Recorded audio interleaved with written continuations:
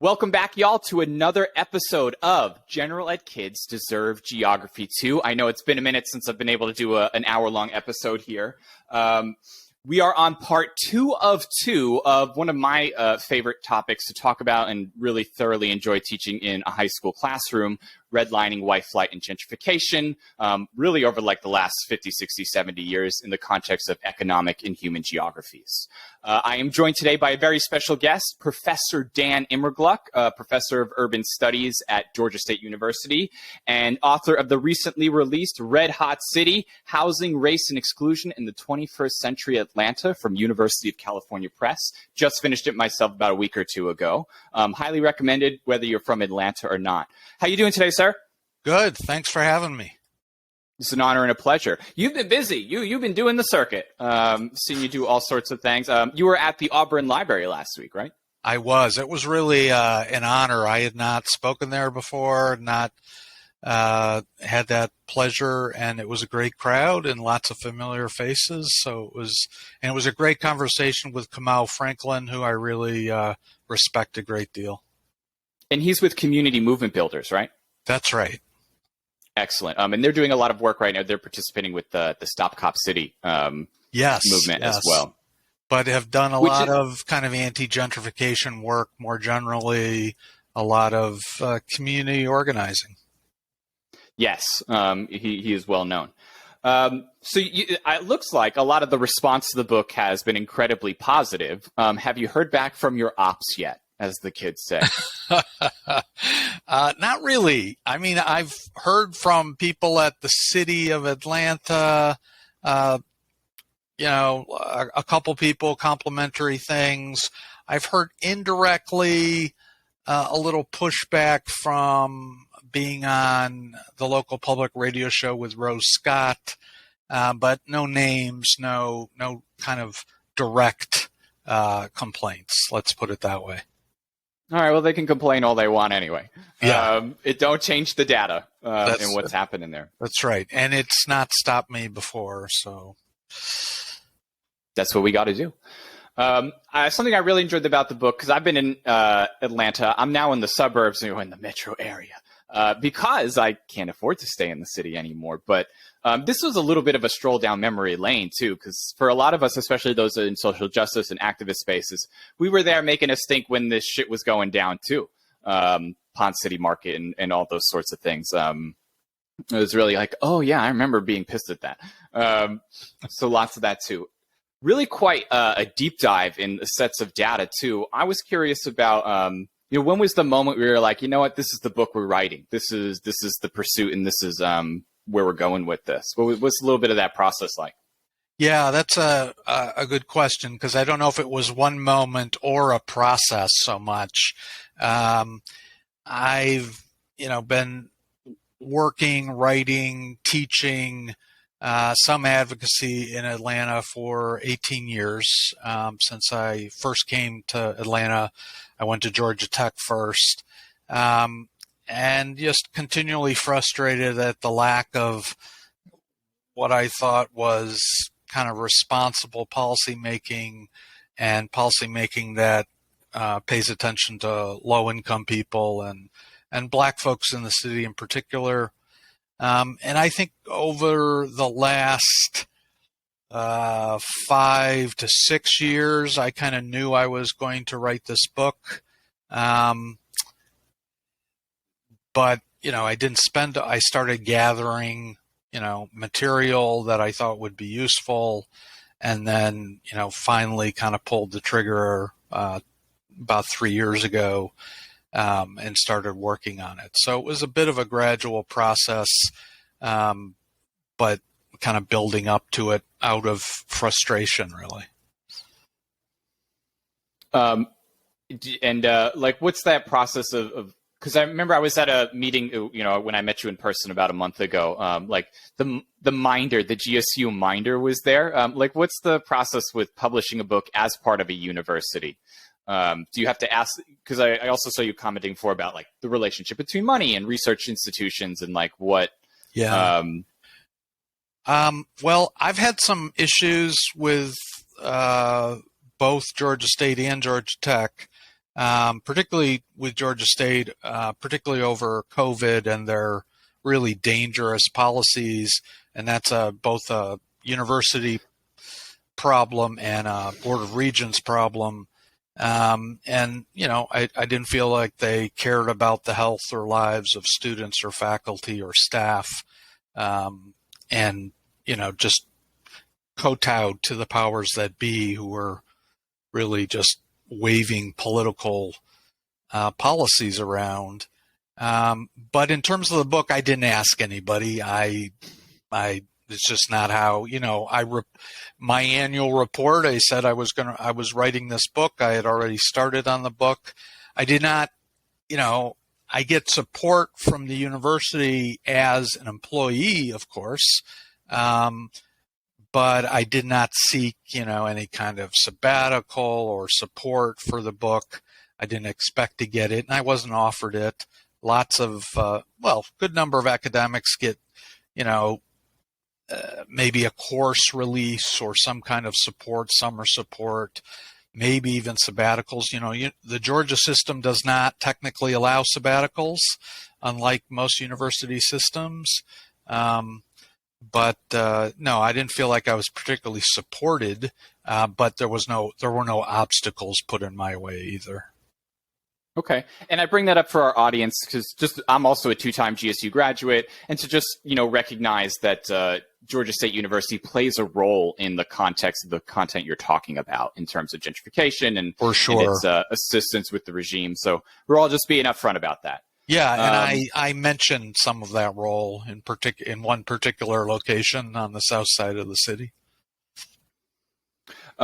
So then let's shift into that. Let's shift into the context, the content of the book here, because there's a lot. You do gentrification, you do, funding and taxes. You talk about the subprime mortgage loan. You talk about Atlanta public schools, which there's just so much here. I've got a whole list here.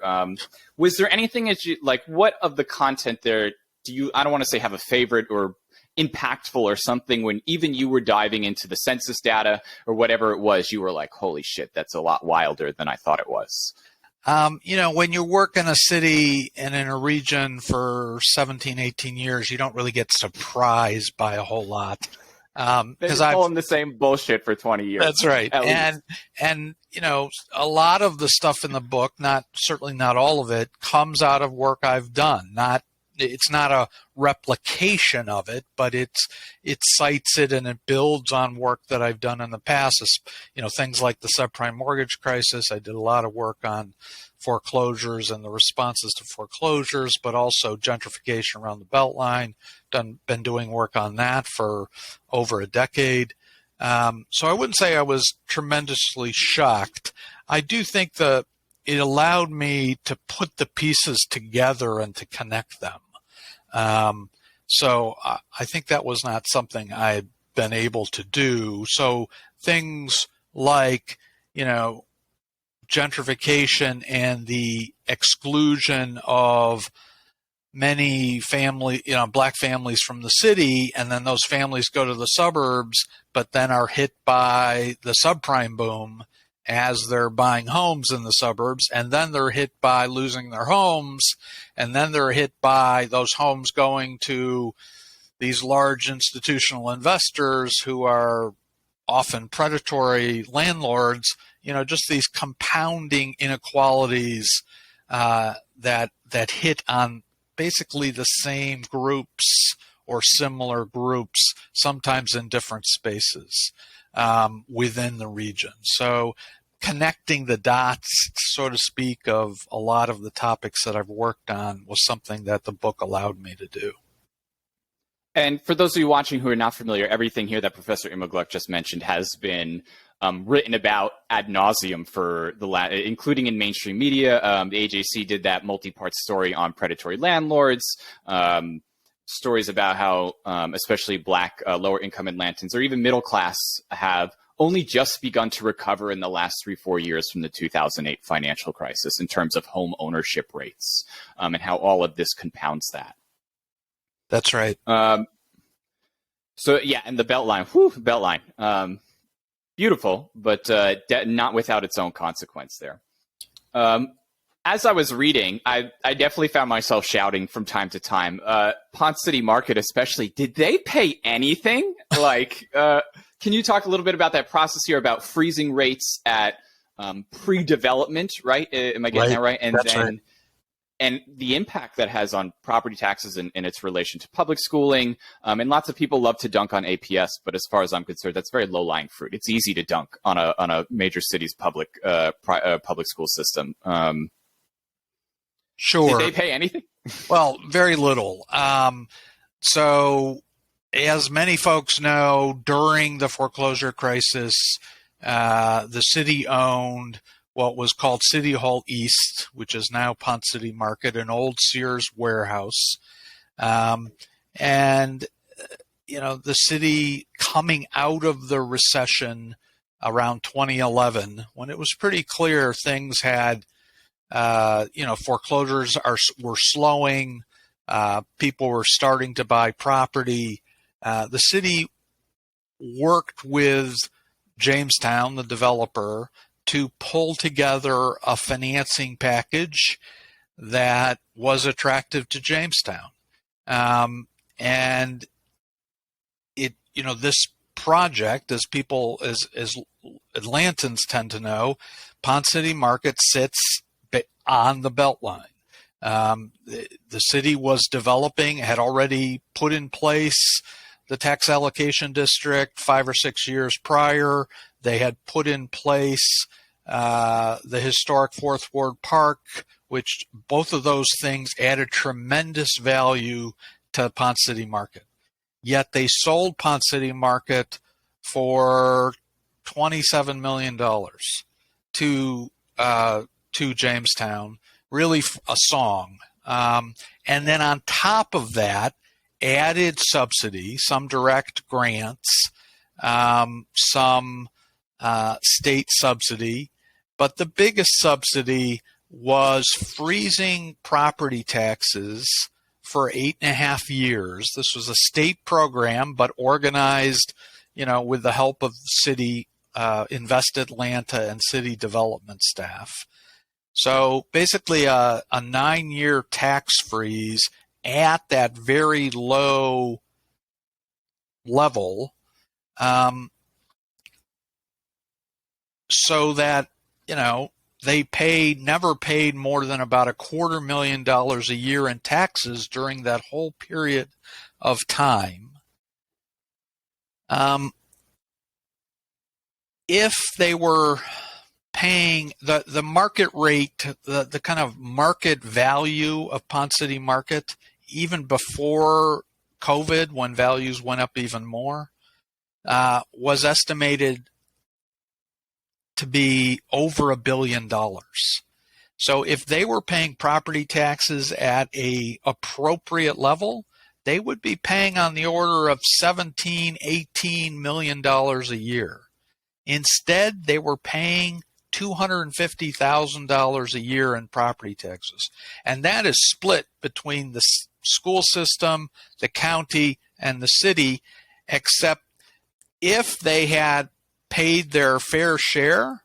The irony here partly is that huge increase in property taxes from the kind of pre-development to what it was actually worth after development a big chunk of that would have actually gone to the Beltline. And 15% of that would have had to go for affordable housing. But none of that happened because those property taxes were frozen at such a low level.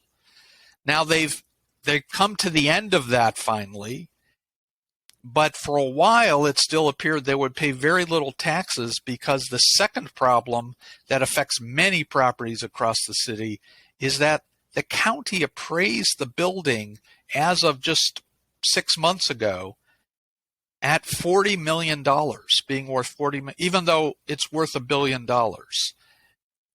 So even if the property tax freeze had ended, they would be paying still almost nothing. Well, advocacy by folks like Julian Benet and other people to this problem at least got the county, because this is one of the more valuable pieces of property in the city, to reassess it because they're under political pressure. And they've now reassessed it at $500 million. So it might be paying more like $7-8 million a year in property. It still should be paying a lot more than that, but it's a lot better to be paying $8 million a year in property taxes than probably, $500,000 a year or something. So the nice thing about that example is it shows both excessive subsidy and the systemic problem of underappraising commercial properties, both of which feed into the city shooting itself in the foot by not capturing the tremendous growth in land values that's occurred in the city. And that means that the people who are hurt most by these tremendous increases in land values, which are low-income renters because their rents go up, they don't get any benefit out of this, and they're the ones who should get the most because we have an obligation to cushion the blow and provide affordable housing with that huge increase in land value. But no, the city time and again chooses not to do that and let that huge increase in land value go almost entirely to the property owner. And just to clarify here, and correct me if I'm wrong, that even if they were paying that fullest extent of the property taxes, it would still be extremely profitable for them. Oh, sure. That is a tremendously profitable piece of property. The other thing is, when they first did that project, in exchange for a couple $1 million in direct cash subsidy from the Beltline. So the Beltline not only didn't get money from the project, they gave the developer cash. And they said, okay, well, you have to give us some affordable housing units. Well, I remember when that happened. I don't write about this in detail in the book. The affordable housing units back in 2014, when it opened, were studio apartments that rented for $1,000 a month in 2014, which was pretty much market rate studio apartments at the time, brand new studio apartments, meaning they weren't affordable at all. Their affordability requirements were so lax that they were able to meet them and still charge quite high rents. And you talk quite a bit in the book about, you mentioned several times the shifting finish line, if you will, of what that determinant is, the median rate, or between 60 and 80%. Yes. And every time they don't want to really build affordable housing, they shift the median a little bit further up, which ultimately leaves people out. I have a confession to make. I don't think I've ever talked about this, but when I was in 2014, as that building is going up and they're starting sales, I was a broke 20-something undergrad at GSU, and I actually contracted as a puncher for the studio apartment. So I've been in there. You know what a puncher is? Yes. Those of you who don't know, when these apartments start getting sold, you just go through and, find all the appliances plugged in. What are some, concrete issue, building issues? Are there bumps in the concrete or whatever? I only did it for about 2 months. I was broke as hell. And before I was really informed or more radicalized and understanding what that was actually going to do to people. But yeah, I remember being in there and being like, this is $1,000 a month. I'm paying $1,000 a month to live in Little Five Points at the time. I'm not moving over here. Which actually isn't that far, the two places I just referenced. Right. No, especially with the cost to live in those concrete. I want to say I'm totally dunking on brutalist enthusiasts right now, but that's a lot what it looks like in there. Mm-hmm. I don't know if this has changed in the last 10, 15 years. But they certainly did at the beginning, because I was able to tour at the beginning. Yeah. A lot of interesting history on that building, too. Something you do a lot in the book that I really, really appreciated, no matter what you're talking about, you offer concrete solutions. And a lot of books that talk about these sorts of things, my previous lesson in the part one is actually built a lot on Kevin Cruz's White Flight, The Making of Modern Conservatism in Atlanta. And all of that information is super important, and a lot of people don't know it, but it's hard to come up with solutions. You, along the way, have claimed, if you just did this, this would not be such a big problem. And in your opinion, and I suspect I know the answer to this, it seems like dispossession is not an accident. It's not ignorance. It's a deliberate disregard, we'll say. Was that a lot of your experience as you collected data? And you talk a lot about Buford Highway as well. Yeah, it was also said by Kamal Franklin the other night, is this stuff, and I say it at the end of the book, this isn't, atomistic market behavior, that there's no planning or policy or decisions being made that further this process. No, markets are politically constructed. Markets are constrained and built on what we allow them to be built on. We set the context for them. Yes, there are individual decisions that accumulate, but the rules of the road and, what's a right and what's a privilege and how can prices be set and what kind of powers do tenants have versus landlords have, all those things are set by policy. And, what kind of subsidy and what do we expect from subsidy? Those are all policy decisions. So these are, and the pathways become obvious. Nathaniel Smith, who is with Partnership for Southern Equity, says the same thing. The displacement of communities, the erasure of communities, these are things that over time people learn will happen if they make certain decisions, or at least should, they do expect to happen. So it's not like they're like, Nathaniel's sometimes call it oops policy. It's not like, oops, we made a mistake. That's not how it is. They know what's going to happen or what's likely to happen. And they choose to ignore that. As you say, it's deliberate ignorance. If it's an ignorance, it's chosen ignorance. It's so that they come back and say, well, that's 20/20 hindsight. No, it's simple forecasting of what's going to happen. I don't know. I'm slightly going off the beaten path here, but I don't know if you've been watching the new Star Wars show Andor. I have not. There's a villainous character in there, and he makes a claim. He's like, one of the benefits of having money and power is that you get to ignore everyone else's opinion or input. So this is kind of really rung true at that time.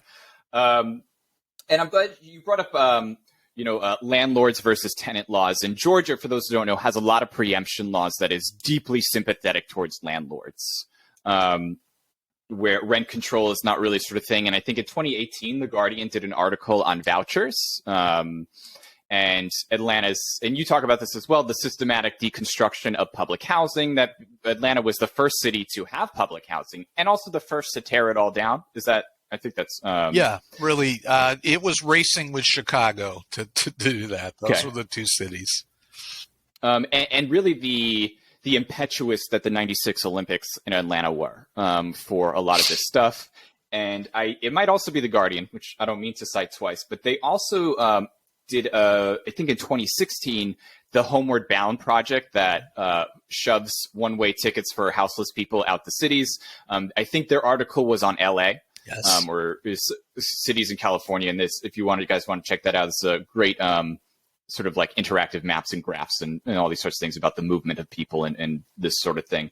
But Atlanta participated in that too, pretty big. Putting them in ACDC, Atlanta City Detention Center, or sending them out, and what that sort of thing does to the values of places and whether or not developers wanted to be there at that time in that first place. I imagine, and correct me if I'm wrong here, developers are not looking to develop right next to the city prison. Yeah, I think that's right. There's a lot here. Let me see what else we got. We're making good progress here. We're getting through all these things. We've mentioned the Beltline, and I was wondering if you could talk a little bit, or actually before we move on to that, public housing and was initially, when it started, was for at least included poor white populations, right? People, when they think of public housing, we often think, no, it's poor black, and that's why it's not a big deal. But it was that shift of who is seen being helped that dictates whether or not something is seen desirable or wanted. I'd mentioned to you when I saw you, I had just finished Carol Anderson's White Rage, and I think she goes into that a little bit. But every time that the demographic shifts of who government assistance might be helping, suddenly it's a problem, and the priorities change. Right, and it becomes a problem for property owners and the urban regime.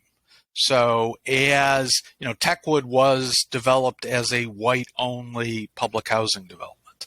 So the two first public housing projects developments in Atlanta were Techwood and University Homes. University Homes was the black site, Techwood was the white site.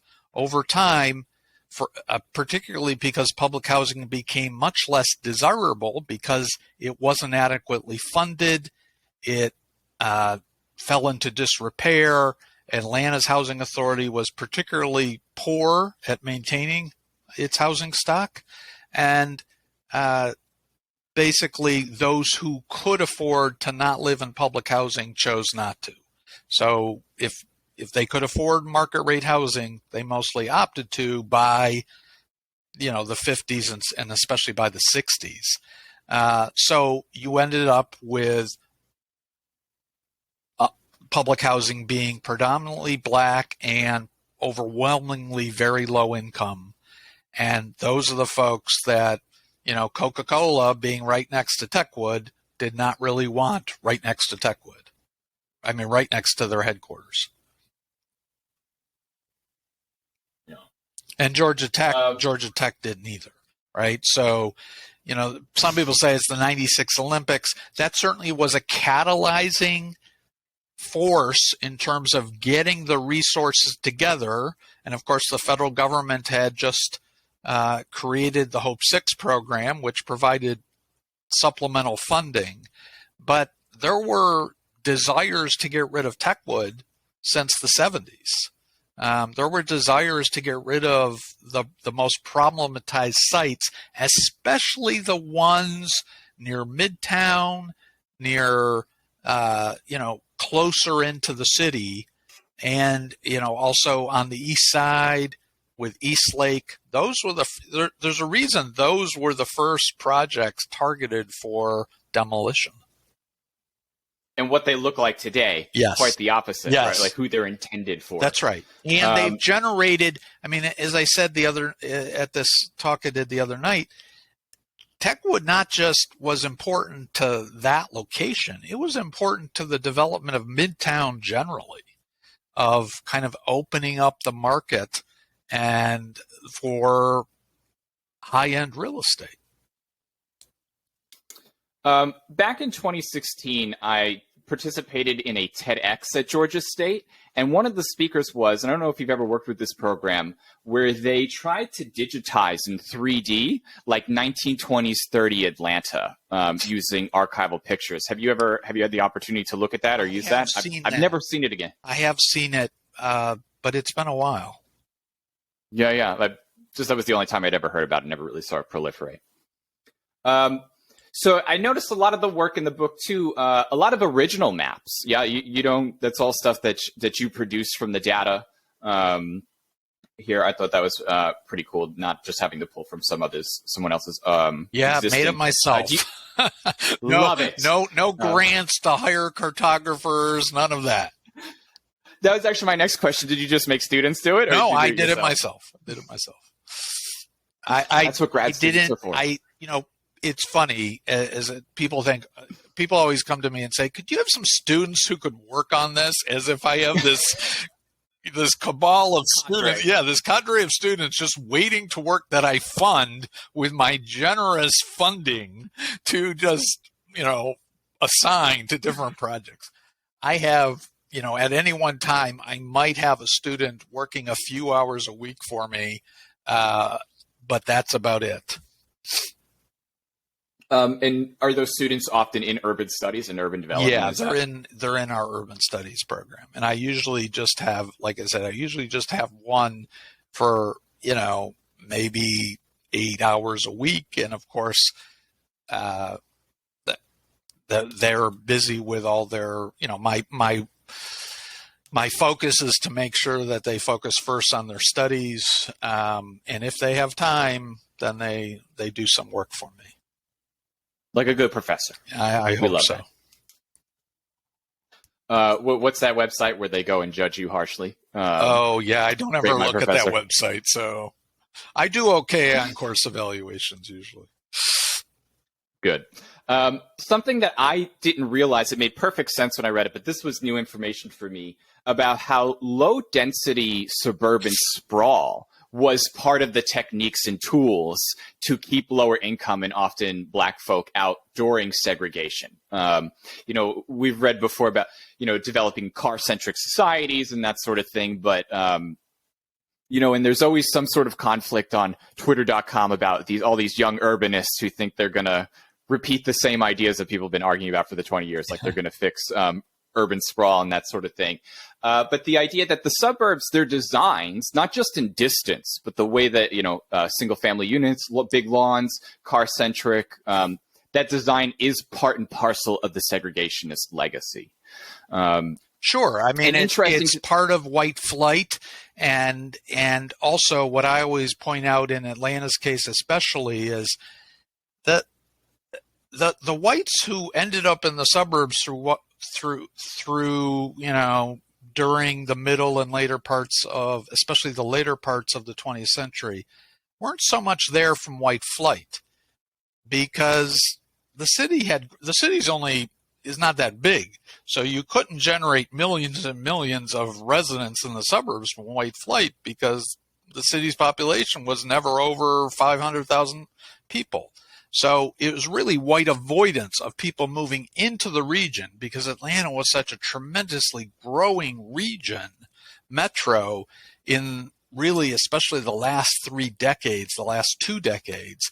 And most white families never went into the city. They never even considered the city because it was too Black, and there was just a lot of racism, and it was a place to avoid, unless you were very wealthy and you moved into Buckhead or to the, parts of the East Side. It wasn't until later, again, around the Olympics or a little bit earlier than that, when more whites started moving from other places, started moving directly into the city. Yes, I think that's a common misconception that people think it went from inside to outside. Yeah. It's as opposed to others coming out to the perimeter. That's right. And it was enabled by tremendous auto-centric development, which kept housing costs fairly low, at least perceptually, because if you keep expanding a metro, you can generate pretty cheap housing, because, in coastal cities or cities that are more constricted, when you try to bring in lots of people, you bid up the land values. But in Atlanta, we just kept building more. Of course, that ignores the social costs of sprawl and the environmental costs of sprawl and the personal cost of long commutes and having to own 3 cars instead of 1 car or no cars. And then, I'm so glad you said that, because you mentioned in the book too, the reversal of, where lower income people end up having to live now. The lower cost housing is out in the suburbs with limited communication and accessibility to public transit. You do talk about That's MARTA. Right. And now all the wealthy, often descendants of white flighters, are the ones doing the gentrification, where the city is now the expensive. It's the flip again, I guess, from the early 20th century. And perhaps ironically or somewhat, again, it's not completely unintentional or unplanned, as you develop the Beltline and encourage gentrification and those land values and housing costs build up, more middle income families, it's gotten to the point where middle and especially moderate income families coming into the region will not be able to consider the city because they can't afford it, especially lower wealth families, and lower wealth families are disproportionately Black and Latinx. Yeah. Oh, whew, there's so much to talk about here. I wanted to talk about the Beltline, but I feel like the Beltline gets its own episode almost, because the content I'm going to show you for the gentrification lesson I did in high school, it does deal with the Beltline. So I'm actually going to move past that right now. And we come back to that.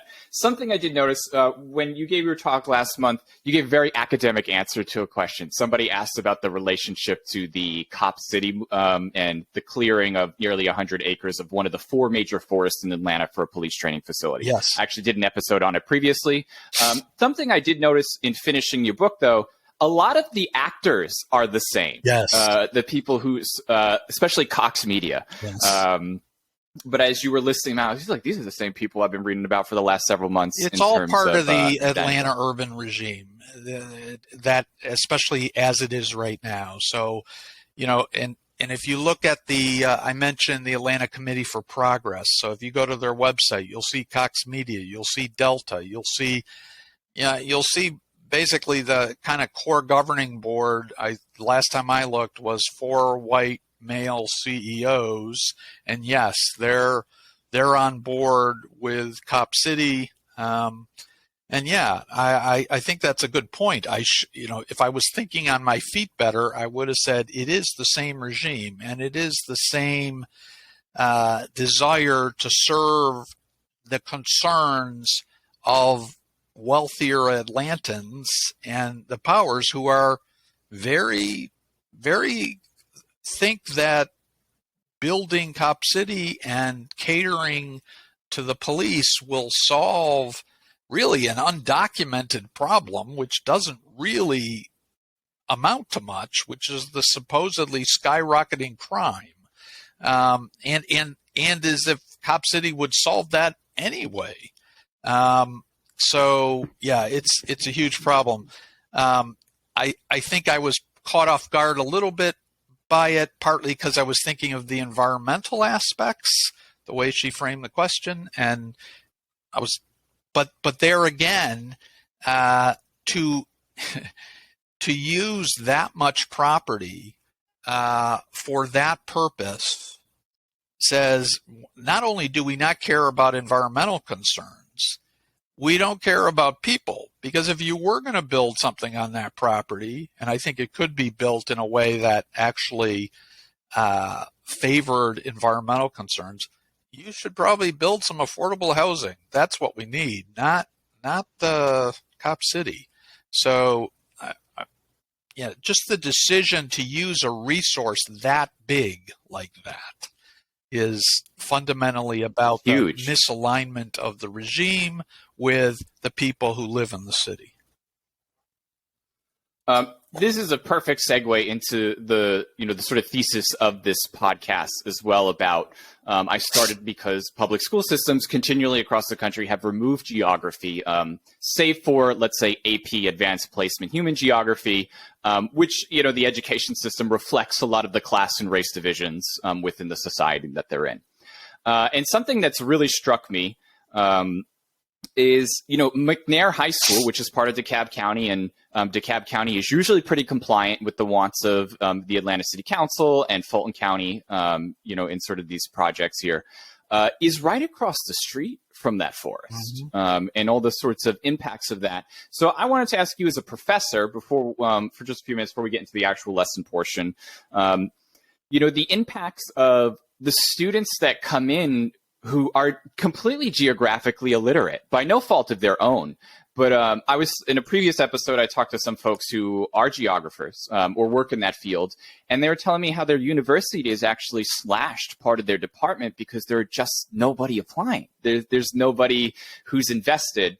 And I'm curious if you've had any concerns or even seen anything, or, do you have students where you're like, oh my God, how do you not know this yet? You're supposed to be, maybe you don't see it. I don't know. No, I do see it. I teach, one of the reasons I was excited about coming to Georgia State is at Georgia Tech, I was in a program that was exclusively graduate education, master's and PhD in urban planning. And at State, it was pretty clear that this new Urban Studies Institute was going to have some undergraduate programming. And I had taught a little bit of undergraduate at my first institution in Michigan, and I really felt like as I was getting kind of later in my career and didn't have to kind of chase the academic kind of publication numbers as much, that I wanted to spend more time with undergraduates because I felt like that's where students are looking for kind of career interests, motivation, and their paths weren't as set. And I volunteered to teach a course I'm teaching right now called Contemporary U.S. Cities, because I want students to think about urban geography, urban studies, but also about policy and action in cities, about doing stuff around urban problems.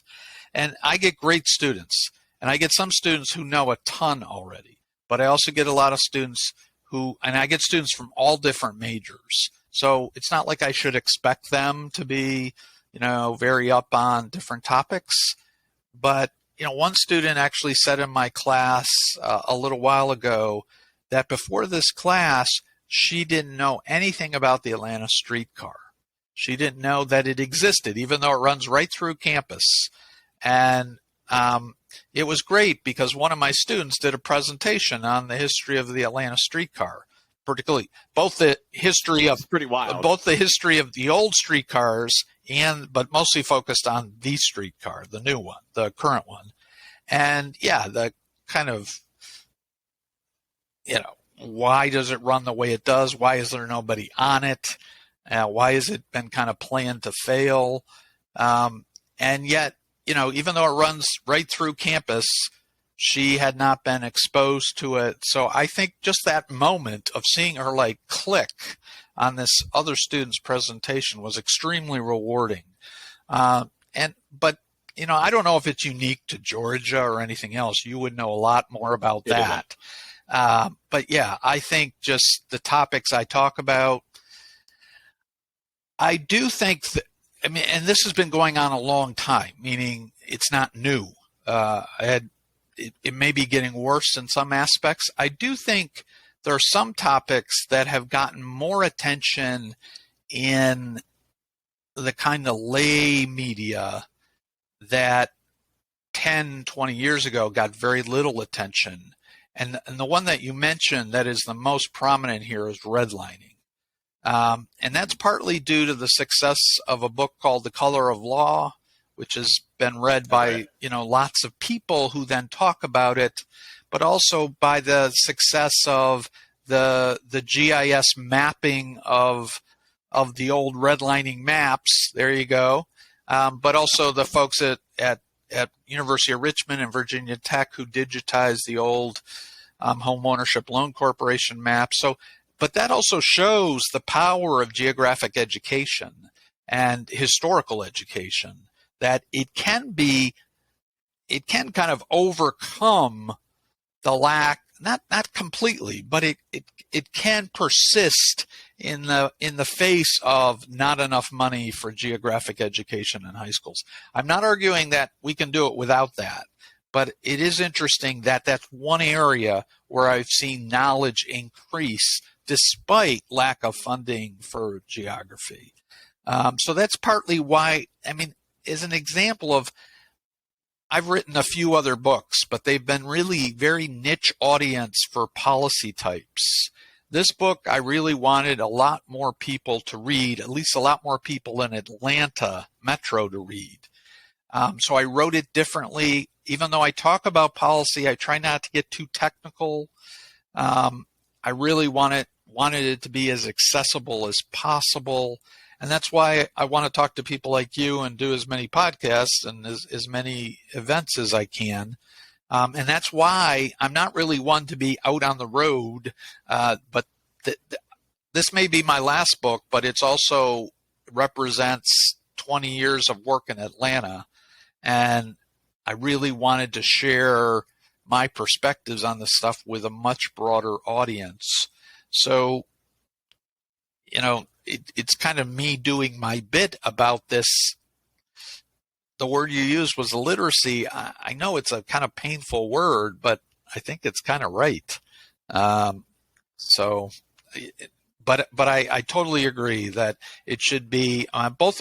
My daughters went through public schools, well-regarded public schools. They didn't. I don't think they had an option to take advanced. They were international baccalaureate, not AP curriculum, but they did not learn geography. They did not learn the stuff that you're teaching. In fact, they're both extremely bright, but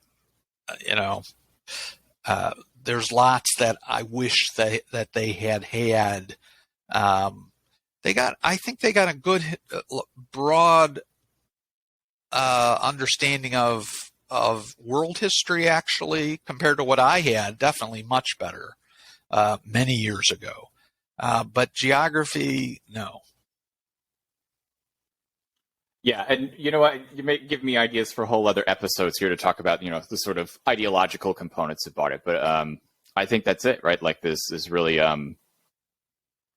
it's all over the place in terms of who knows what about those sorts of things. So before and first of all, thank you for being here.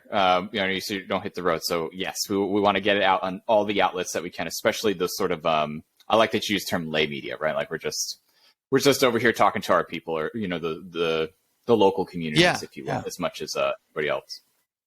Is there anything else that you want to talk about in terms of the book that I didn't touch on or bring up before we move on to the actual classroom content? Well, I think this question that has come up. It came up at the GSU talk, and it came up at a couple of others. Like, what can I do? Right. One obviously is read, not just my book, but the other books you talk about and other folks talk about contemporary urban issues and historical issues. But the bigger thing is, the two words that I put together that I keep using is pay attention, meaning, and that means get involved, meaning, pay attention to what's going on in terms of, are there folks complaining about the affordable housing unit that's going up down the block? Are there folks that are, particularly pay attention create a culture of activism and opposition to bad things? And again, this discussion I had with Kamau Franklin, the culture in Atlanta is kind of a go along to get along culture, and we're not steeped in an environment where activism and organizing, I'm not saying it doesn't happen. And to be honest, the issue that has really made me feel the best about the future of Atlanta is the organizing around Cop City. Meaning I haven't seen that in 20 years here. I haven't seen it like I've seen it around Cop City and around the jail. The two issues obviously involve a lot of the same organizations. If we could organize like that around affordable housing in the city or affordable housing in suburbs, around, racist exclusion in Sandy Springs, that kind of energy and that kind of determination, and some of it requires resources, right? But it also requires volunteers. And there's been a tremendous, like the young woman who asked me that question, a tremendous upsurge of anger and organizing furor over that issue. And I hadn't seen that in Atlanta. I saw little bits of it around the Turner Field, the GSU Turner Field shenanigans, around other projects, around community benefits agreements around Mercedes-Benz, little bits, but nothing as sustained or as high profile. And so getting involved in issues like that, I really encourage people to do it, and to think about doing it around where people and how people are able to live, meaning housing and exclusion. Well said. Thank you. Absolutely. Especially in the context of Stop Cop City. I mean, people have given up their lives for several weeks, if not months, to live in trees to stop this sort of thing. All right, we're going to shift gears here. As is always the case, we then take a few 10 minutes to look at the lesson that is designed for high schoolers. It used to be for ninth grade. I think that was a uniquely DeKalb County thing, but it was available to all grade levels. I'm trying to remember how to share my screen. Oh, there it is. All right, so the economic and human geography, I think it's an economic geography, talks about gentrification specifically. And I had initially reached out to you last year, about a year ago, to mention, me using your WABE interview as well. So I actually used Google Earth to create this map here, and this is the first thing I exposed them to. It's included in their assignment, but this is every major place, including things like GSU, Atlanta City Hall, as well as the major neighborhoods that are mentioned in that 4-part series. And I'm going to bring that up in a moment. Because the school that worked at was little bit outside the metro or the immediate downtown area. Here we go. But to give kids an opportunity to use Google Earth and satellite imagery to then look at what do these places look at now? Why do communities exist? A lot of these kids are like, what do you mean where Black people were allowed to live? And have to explain about, exclusionary loans and that sort of thing. And why are there historically Black neighborhoods to begin with in the Atlanta area? So they get to explore that a little bit. I use Google Earth, and I have a lot of presets that I make whenever we introduce a new topic. Explore the world that we're going to be talking about. Because, some of them are close to a MARTA bus station, but few of them have actually been on the train. And what's that look like and how does that impact these sorts of developments? And you can see the belt line there as well. So once we go through that, we have some questions there. Notably, these are not my images, and I have lost the citation. So if you're out there and you made these, I'm going to do, I think, a reverse image search and see if I can find them, if they will come up there. No, what's happening? God, of course. Let me do a little reload here. But how place changes. This is Minnesota on the left, and I believe the one on the right is Kansas City, Kansas. Not Missouri. And I asked them, can you find the one structure that still exists in both places? How can you identify it? And you can see the bridge here, and then you can see it here.